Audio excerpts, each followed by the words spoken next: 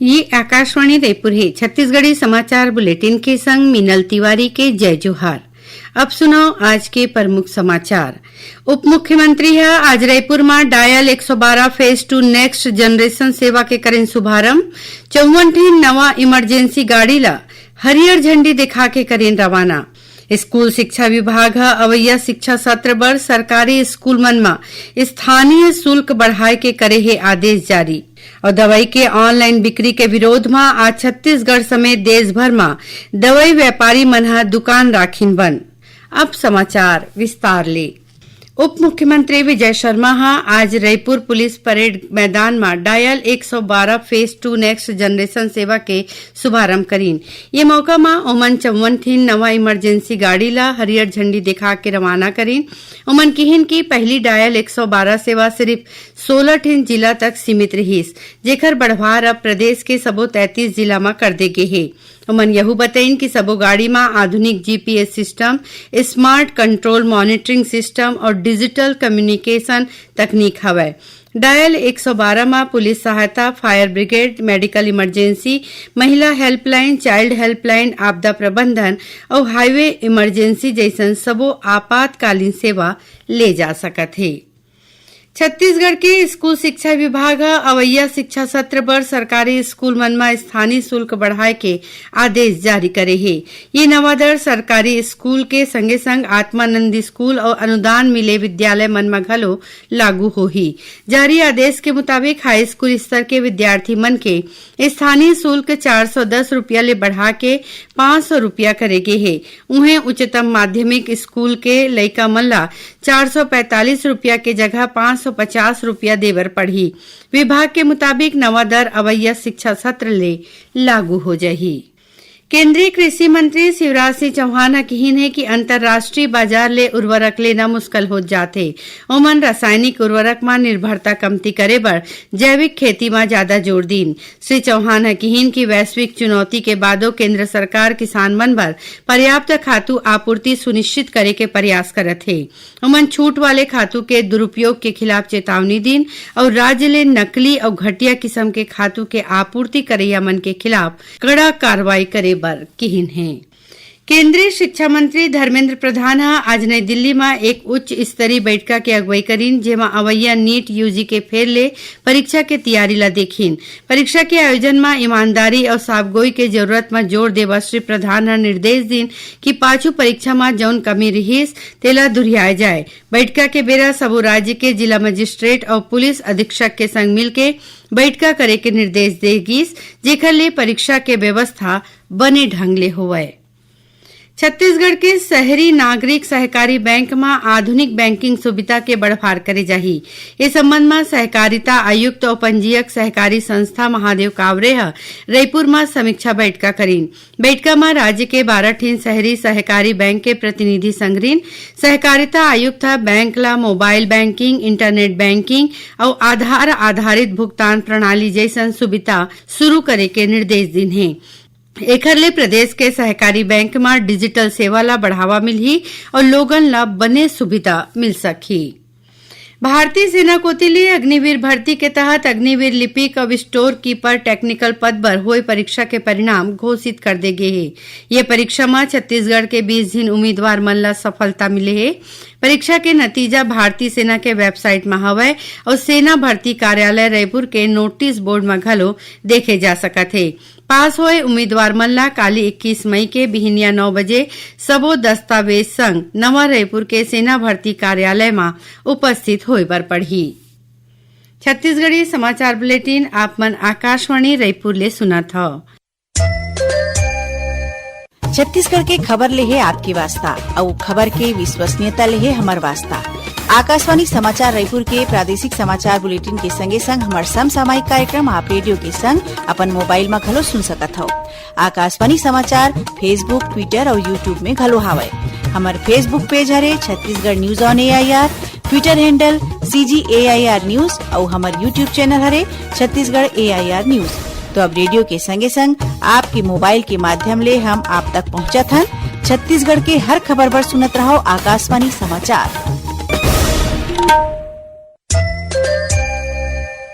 अब आगू बढ़बो बाँचे समाचार कोती। राज्यपाल रमन डेका आज लोक भवन में छत्तीसगढ़ पर्यटन मंडल के प्रबंध संचालक विवेक आचार्य ले भेंट करीन। ये दौरान राज्य में पर्यटन वाले जगह के बढ़वार और पर्यटक मन बर बने सुविधा ला लेके गोट बात हुईस। राज्यपाल चित्रकूट जलप्रपात, गंगरेल बांध और बुका जलाशय में पर्यटन सुविधा के बढ़वार में जोर दीन। ओमन की हिन की ये जगह में पर्यटक मन बर जरूरी सुविधा के बढ़वार करे जाए, संगे संग वरिष्ठ नागरिक मन बर ज्यादा सुविधा दे जाए। उन्हें कोरबा जिला के बुका जलाशय में क्रूज सेवा शुरू करे के सुझाव दीन। राज्यपाल ने आज लोक भवन में प्रसिद्ध पंडवानी गायिका तीजनबाई के परिवार वाले मन भेंट करीन। ये दौरान राज्यपाल तीजनबाई के हाल चाल जानीन और उखर जल्दी स्वस्थ होए के कामना करीन। तीजनबाई के परिवार वाले मन बताइन कि तीजनबाई के सम्मान में अवैया 7 अगस्त के एक समारोह राखे जाथे, जेमा राज्यपाल ला मुख्य माई पहुना के रूप में शामिल होए बर न्योता दीन।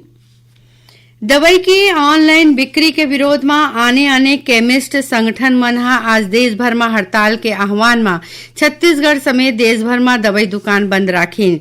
बिलासपुर में जिला औषधि विक्रेता संघ के बैनर में दवाई व्यापारी मन रैली निकालीन। व्यापारी मन आरोप लगेन कि बिना जांच पड़ताल के ऑनलाइन दवाई बेचे जाथे, जेखर ले मरीज मन के सुरक्षा ला खतरा हो सकत है। उन्हें छोटे दवाई दुकान के व्यापार में घलो असर होवत है। इही बीच जिला प्रशासन सरकारी अस्पताल, जन औषधि केंद्र और धनवंतरी मेडिकल स्टोर में दवाई के उपलब्धता सुनिश्चित करीन है। आकाशवाणी के 90 बछर पूरा होए के मौका में आज बिलासपुर में आकाशवाणी केंद्र कोतिले वॉकथन राखे गिस। एमा आकाशवाणी के कर्मचारी, उद्घोषक, अंपायर, श्रोता और शहर के नागरिक संगरीन। कार्यक्रम के मुख्य अतिथि कलेक्टर संजय अग्रवाल बदलत बेरा में रेडियो के पहुंच और ओखर महत्ता के संबंध में अपन विचार साझा करीन। उन्हें वरिष्ठ पुलिस अधीक्षक रजनेश सिंह कहिन कि रेडियो जीवन के हर क्षेत्र ले जुड़े है और लोगन ला सरलग जोड़ा थे। एती आकाशवाणी केंद्र बिलासपुर के कार्यक्रम प्रमुख डॉक्टर सुप्रिया भारतीय ने रेडियो के महत्व और वॉकथन के संबंध में जानकारी दी। रायपुर के इंदिरा गांधी कृषि विश्वविद्यालय परिसर में 29 ले 31 मई तक राष्ट्रीय आम महोत्सव के आयोजन करे जाही। एमा आमा के 250 ले ज्यादा किस्म दिखाए जाही। संगे संग आमा के आने किस्म के प्रतियोगिता होही, जेमा छत्तीसगढ़ और आने राज्य के आम उत्पादक संगरी। ये मौका में आमा ले बने कतकुन व्यंजन के प्रदर्शनी लगाई जाही। आम महोत्सव में पंजीयन और प्रवेश मुफ्त में है। ये महोत्सव इंदिरा गांधी कृषि विश्वविद्यालय उद्यानिकी और प्रक्षेत्र वानिकी, छत्तीसगढ़ शासन और प्रकृति की ओर सोसाइटी कोतिले जुर मिल के आयोजित करे जाथे। अब थोरकुन समाचार सारमा। केंद्रीय माध्यमिक शिक्षा बोर्ड सीबीएसई कक्षा 12वीं बोर्ड परीक्षा के जांचे उत्तर पुस्तिका के स्कैन करेगे। प्रति बार अर्जी दे के आखिरी तारीख ला एक दिन बढ़ा दे है। उम्मीदवार अब 23 मई तक अर्जी दे सकत हैं। छत्तीसगढ़ माध्यमिक शिक्षा मंडल राष्ट्रीय साधन सह प्रावीण्य छात्रवृत्ति परीक्षा के आदर्श उत्तर जारी कर दे है। उम्मीदवार कोनो प्रश्न या ओखर आदर्श उत्तर में अपन दावा आपत्ति 25 मई तक माध्यमिक शिक्षा मंडल कार्यालय रायपुर में जमा करा सकत हैं। छत्तीसगढ़ उच्च न्यायालय जोहार छत्तीसगढ़ पार्टी के प्रमुख अमित बघेल के जमानत याचिका खारिज कर दे है। बलौदाबाजार आगजनी कांड में गिरफ्तार होए के बाद श्री बघेल हाई कोर्ट में जमानत याचिका दायर करे रहीन। धमतरी जिला के कोतवाली थाना क्षेत्र में सिहावा चौक तीर पाछू रतिया गश्त के बेरा चौपाइया गाड़ी के चपेट में आयले एक प्रधान आरक्षक की मौत हो गई। उन्हें एक नगर सैनिक गंभीर रूप ले घायल हो गए है।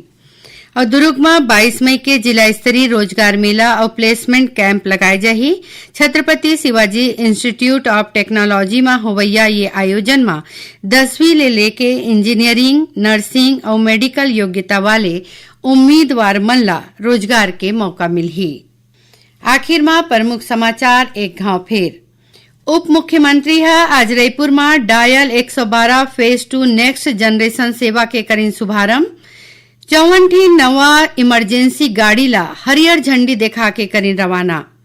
स्कूल शिक्षा विभाग अवैया शिक्षा सत्र पर सरकारी स्कूल मन में स्थानीय शुल्क बढ़ाए के करे है आदेश जारी। और दवाई के ऑनलाइन बिक्री के विरोध में आज छत्तीसगढ़ समेत देश भर में दवाई व्यापारी मन दुकान राखीन बंद। एकरे संग छत्तीसगढ़ी समाचार बुलेटिन इहे सिरावत है। जय जोहार।